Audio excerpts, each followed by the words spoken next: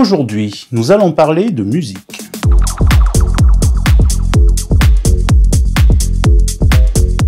Vous connaissez certainement la chanson Bad de Michael Jackson. Eh bien, au départ, il devait la chanter en duo. En duo avec Prince. Mais un détail fut rédhibitoire pour ce dernier. La première phrase de la chanson. Écoutez plutôt.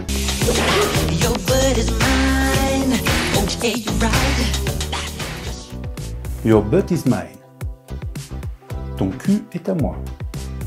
Ça en était trop pour Prince. Il n'a pas voulu être associé à ce genre de phrase. Trop prude sans doute. Dominique reçoit un appel. C'est son chanteur de mari. Il a composé une chanson pour leur fille. Il attrape une guitare et lui chante au téléphone. Il dit que la chanson était trop personnelle, qu'il ne la sortira jamais, que c'était vraiment que pour le cercle familial. À ce moment-là, elle lui dit « C'est la plus belle chanson que tu as écrite. Si jamais tu ne la sors pas, je te quitte. » Le chanteur, c'était Renaud, et la chanson Mistral gagnant. Vous êtes-vous déjà fait rickroller? Non? Cliquez ici. Tout a commencé en 2007. Des milliers de fans attendent la bande-annonce vidéo du dernier jeu de la licence Grand Theft Auto, le jeu GTA 4. Dès sa mise en ligne, les serveurs de l'éditeur sont sursaturés. Ils ne peuvent plus rien diffuser. Ils sont out.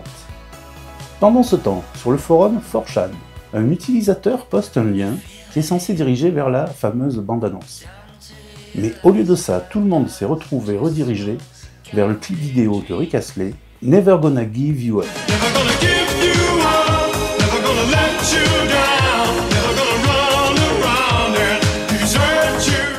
Cette blague est devenue une référence sur internet.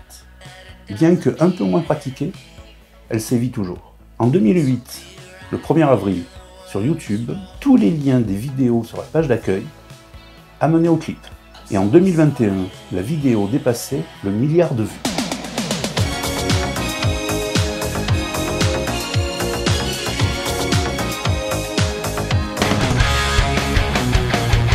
Le logo des Rolling Stones, la bouche qui tire la langue, a été créé en 1970 par John Pache. Pour créer ce logo, le graphiste s'est inspiré de la déesse hindoue Kali et la bouche de Mick Jagger.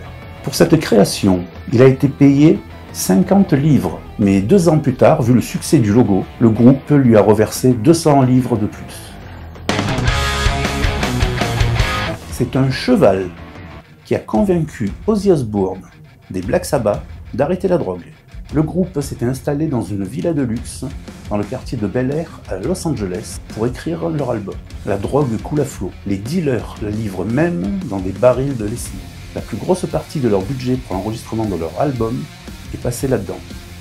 Mais un jour, alors qu'il venait de prendre une dizaine d'acides, Ozzy Osbourne va se balader dans un champ. Là, il croise un cheval. Il lui parle pendant plus d'1 heure. À la fin de son monologue, le cheval se retourne et lui dit « Va te faire voir » et s'en va. C'est cette aventure qui a convaincu Ozzy d'arrêter la drogue. Et c'est ainsi que s'achève cette vidéo. N'oubliez pas de partager, de liker et de commenter, et je vous dis à lundi.